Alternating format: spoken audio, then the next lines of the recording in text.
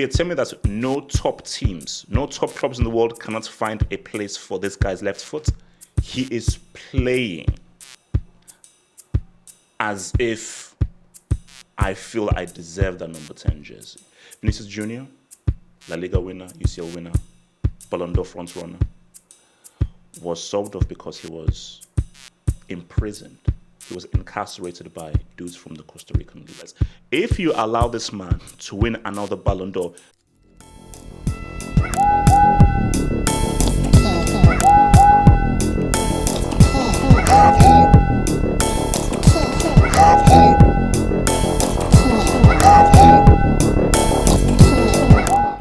all right, man.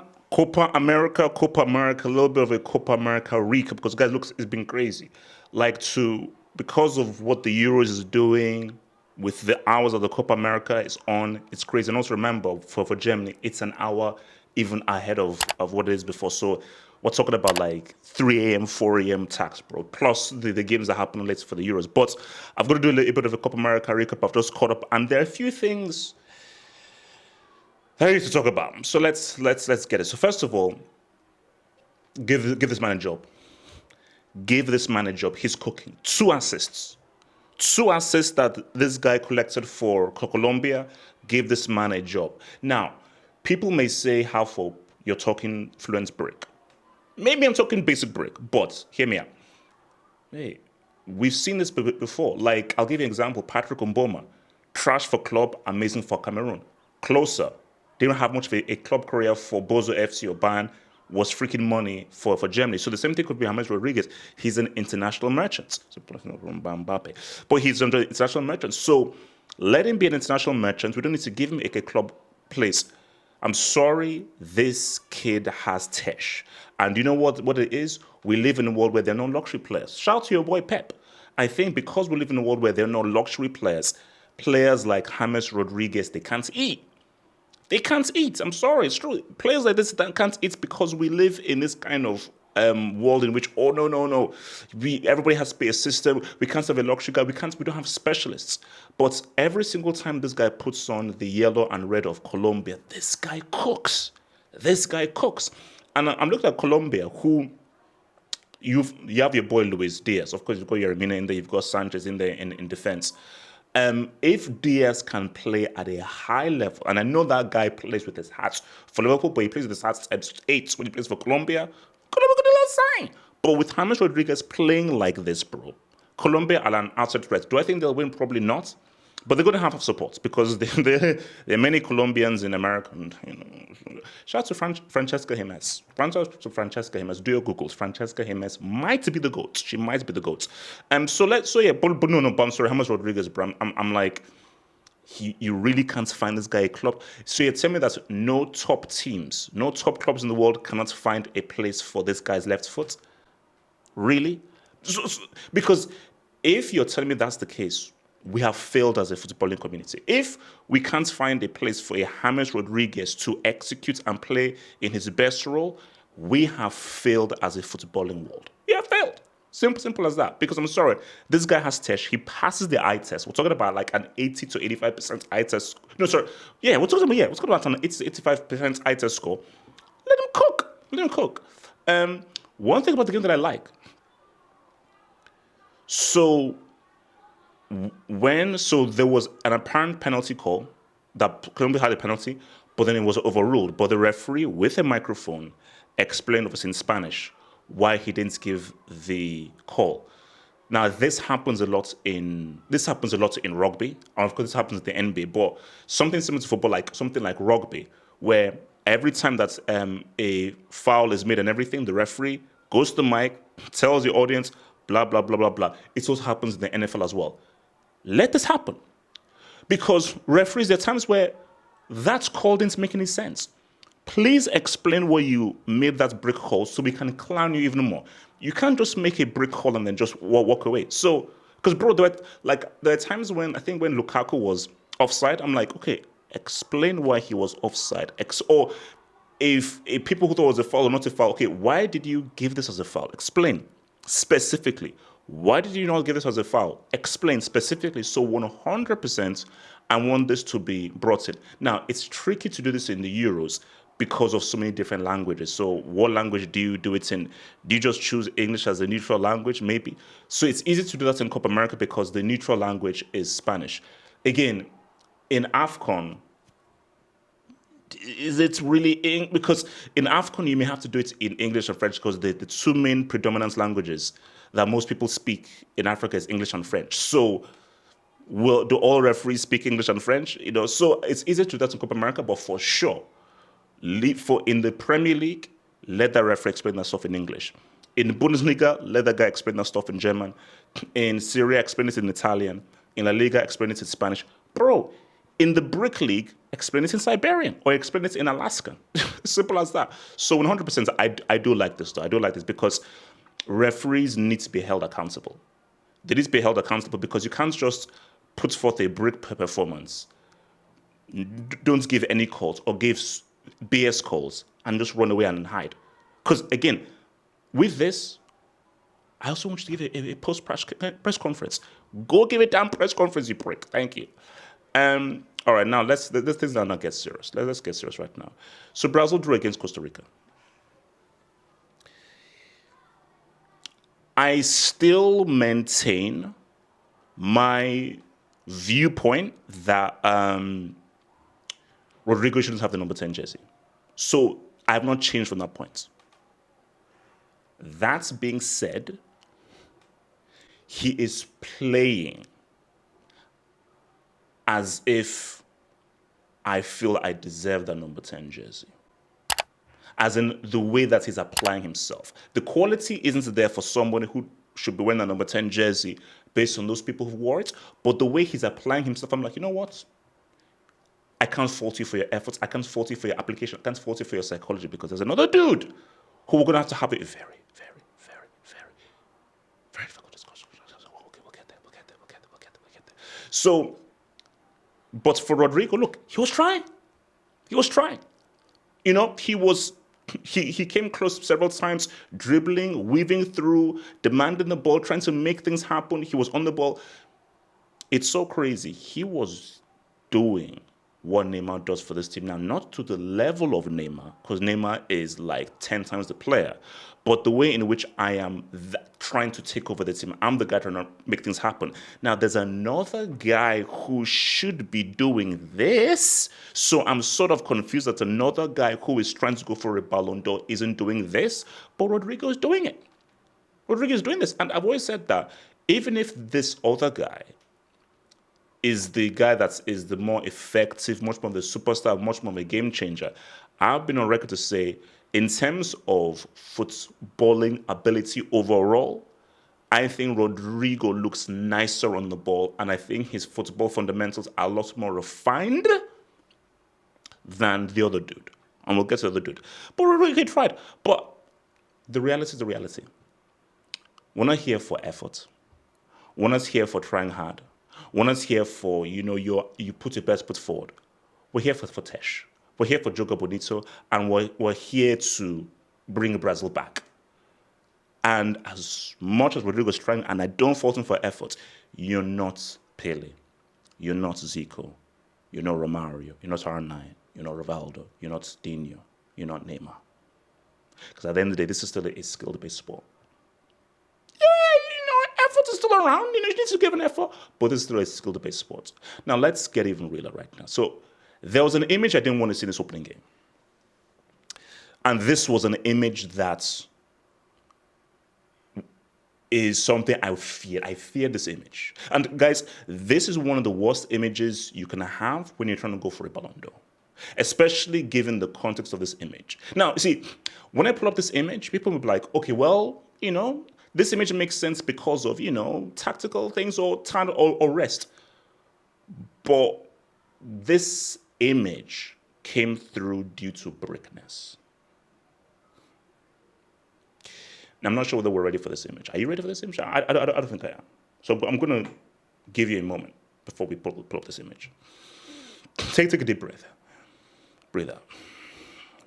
Breathe in, breathe out. So are you ready for this image? I'm not ready for this image. I'm not. I don't want to pull up this image. I don't. Nah. I don't want to view this image because This image is bad because this image is so bad. There's another image I will pull up that will even make you go crazier. So let me pull up this image.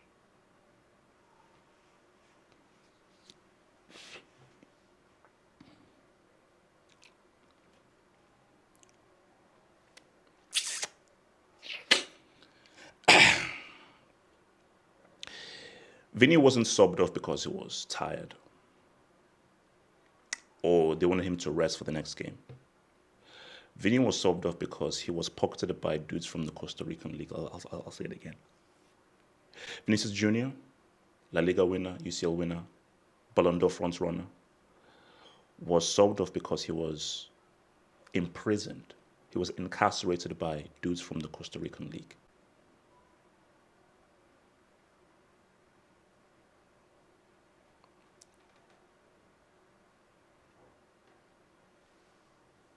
It's what I always feared.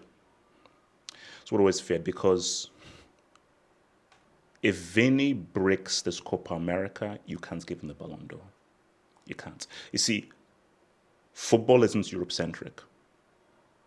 And football isn't just about Europe or what happens in one region. So fine, you do amazing season for Real Madrid, superb. The Copa America matters. And if we're being real, and people who know me and people who've watched this channel, I've always said that international is more important than club. The most important trophies you win in football are international. Clubs are important. The most important trophies you win are, well, number one is the World Cup. Second is that regional trophy. So normally people would say it's the World Cup, Champions League, then Copa Euros. No, it's the World Cup. Then did you win your AFCON? Did you win the Asia Cup? Did you win the Gold Cup? Did you win the Euros? Did you win the Copa America? That's the next important. Then it's the Champions League. What you do for your country, your heritage, your culture, that is the most important because football was born through the World Cup.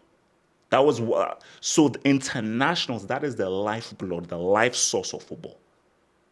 So Vini, if you break it for Brazil, you can't win the Ballon. You cannot win the Ballon d'Or. We can't give you the Ballon d'Or. It can't happen. Simple as that. So, Vini, you've got to figure this out. Because there could be a very scary scenario where Endrick is now like a starter and Vini, you're now a bench player. So, Vini, I don't know what you got to do, but you've got to figure this out. You've got to figure this out somehow, some way.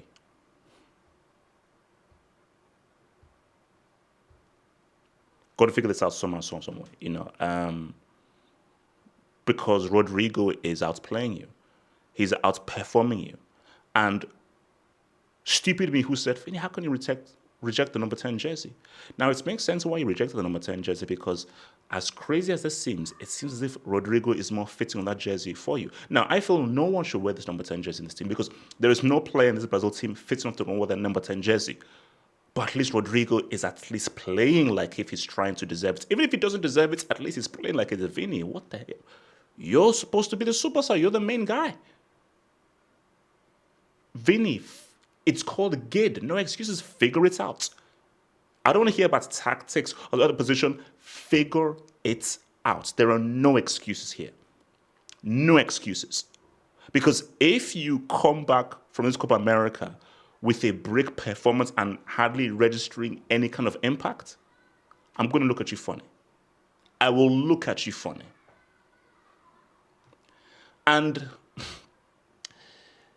guys, I'll be real with you. With Vini breaking it at the Euros, Bellingham putting up a disaster class recently, Mbappe wearing a mask,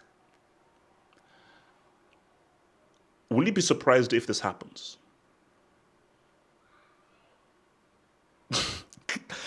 The way things are looking, does Bellingham deserve the Ballon d'Or?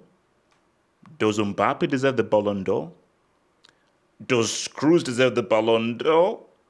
Does Vini deserve? So if all these guys are breaking it up, Cruz, Vini, Mbappe, Bellingham, are they not the front runners? They've got a clear path to the final. And if they win this Copa America and Messi notches up a few goals, a few assists, and is player of the tournament, we'll be here again. And if we are here again, what an embarrassing disgrace to this current group of players. If you allow this man to win another Ballon d'Or, justifiably, because most of you guys have done nothing, because people will say, no, we can't be judging Messi over what he's doing in that Bournemouth retirement MLS league, bro. Like, we cannot compare the Donald Trump league to the Champions League, which is true. But listen to what I just said, international matters. If Vini breaks it at this Copa America, if Bellingham breaks it for England, if Germany don't win those Euros, Anthony Cruz is carried by other players, if Mbappe's mask hinders him from carrying France to a Euros, F it, give it to Messi. Might as well. As crazy as that seems, as that sounds, might as well. Now, here's the thing. I don't know what you think about this. Are these plats in his head? So I don't know. So should this be called cultural appropriation? I just want to know. Should it be cultural appropriation? Put that to one side.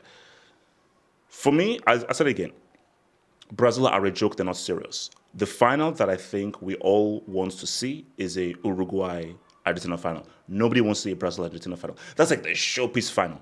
But it seems as if these guys are still suffering from the 7-1 syndrome. So for me, the best footballing final would be Argentina-Uruguay. Uruguay, who've already beaten Argentina in South America qualifying. So Uruguay, they look high.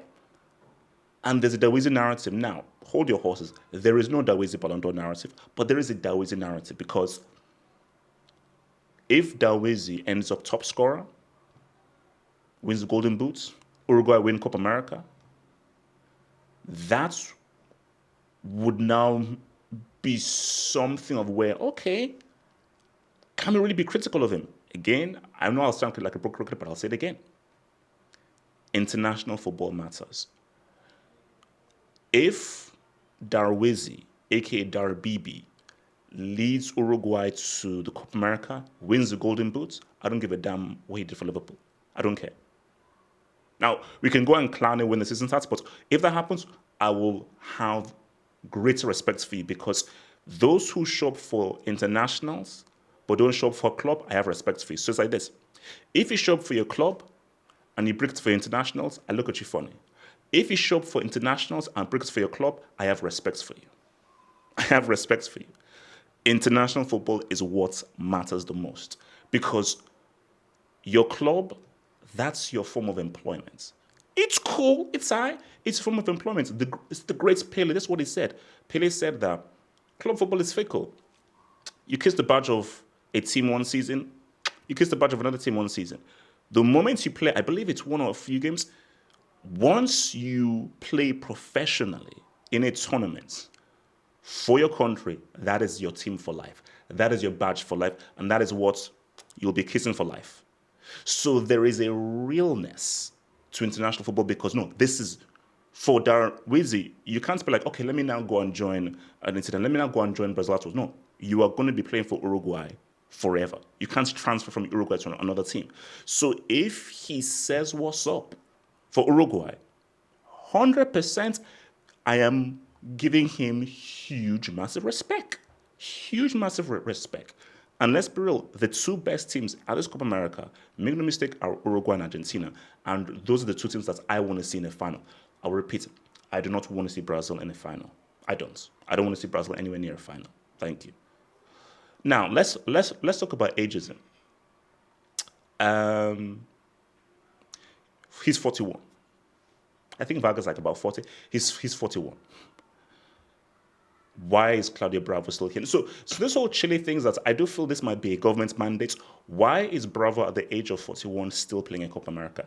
Are you telling me that in the whole of Chile, there is no better keeper than Claudio Bravo at 4? So you tell me that in the whole of Chile, you don't have any keepers that are better than a 41-year-old grandpa. Now, guys, I respect my elders. I respect people who are older. You know, me as like a 20-year-old, I respect these older dudes. But 41, That's crazy.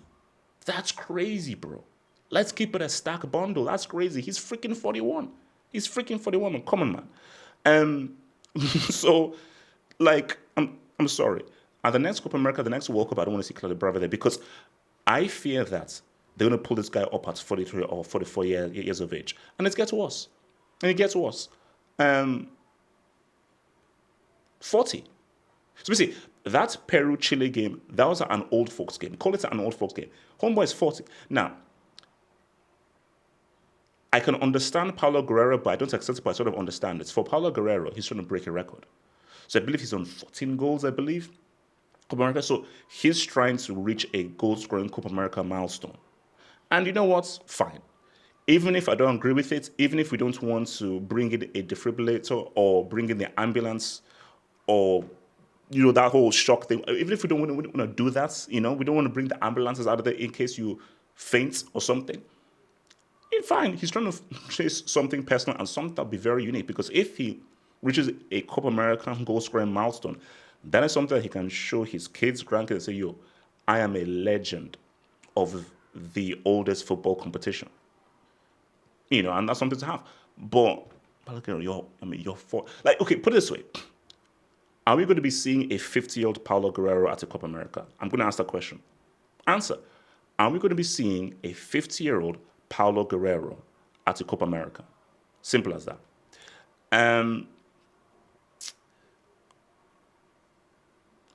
The LeBron James of soccer. Shout out, look, it's Bolivia. So we're always supposed to say what's up and shout out to the sick. This is training for America. This is training for the World Cup. Now, I feel America bricked by not getting Jesse Marsch because Jesse Marsch is a far more experienced manager that can do better. And I've always said there should be a rule that in international football, your coaches, coaching staff, manager, cleaning ladies, your entire staff has to be from that country. I don't believe in a country hiring a foreigner as the manager. No, this is international football. So we are facing your players, we're facing your manager, your coaching staff, your federation. That's the whole point of it. So it's not a case of where America should now get a foreign manager. No. Jesse Marsch is American. Jesse Marsch has managed in Europe. He has managed in the Champions League. It makes more sense. So Jesse Marsch has way more advanced footballing tactical knowledge than freaking Greg does. So Greg Bear just ain't that freaking dude. That's just the reality. But politics is going to be key. If politics, America can't win this Copa America. It's impossible. A victory for America I would believe is if they make this the semis. I think it's semis max for these dudes. It's semis max because I believe they will probably run into an Uruguay and they can't beat Uruguay. They can't. So, or do they have Uruguay in the group? Put it this way. Whether they don't run into an Uruguay or Colombia, they are not reaching a final. They're not. Once they meet a real team, they will get beat. But it's about putting a good account for yourself. And I think the whole point of this tournament is how do you fare against really top teams? Now, obviously, the best of Europe is different, but the best of Europe and the best of South America are the same. So you are pretty much knowing, okay, this is now what top level football will look like come the World Cup in 2026. But look, if this sick can put in a good account of himself and really ball at a high level, this could not only make me respect him more, it would be a great precursor for that World Cup in 2026. Because look, here's my thing. Even if I say that America have no chance of winning this Copa America, don't go into a competition with your aim to make the semis. If your aim in a competition is just to make the final or semifinals, don't come to the competition. I don't care whether you're Bolivia, whether you're Venezuela, I don't care who you are. If you go into a competition, your aim must be to win it.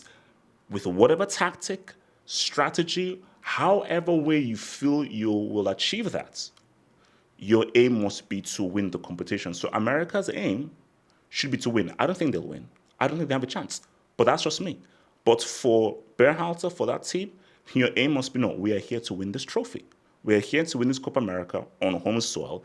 And we are also going to aim to win the World Cup on home soil in 2026. That has to be their aim. Now, to do that, I think you need a better manager. I think you perhaps need better players, but it doesn't matter. Greece did it in 2004. Denmark did it in 1992. So there have been teams that no one thought had any chance to win a competition, and they went ahead and did it. So for America, oh, say can you seek, but the dawn's early nights. I know, I got the lyrics wrong. It is what it is. So let's see whether the Pulisic can be able to say that's up.